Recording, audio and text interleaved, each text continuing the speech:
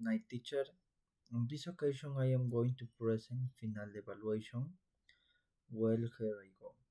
My name is Edward Yomar Mendoza Sinchi. I am 21 years old. I'm going to tell you about my childhood. When I was a child, I was very happy and energetic. I lived in Huancayo with my family and I used to play outside every day.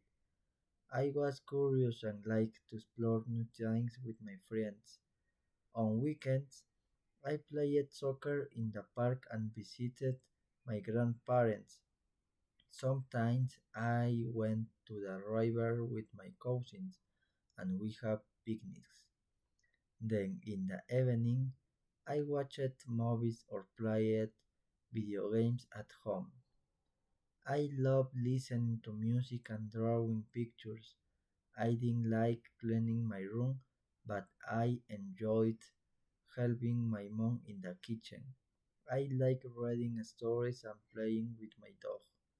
When I was 9 years old, I sometimes caught a cold because I played in the rain.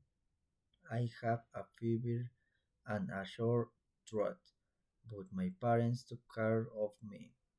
Then I stayed in bed, drank soup, and rested until I felt better.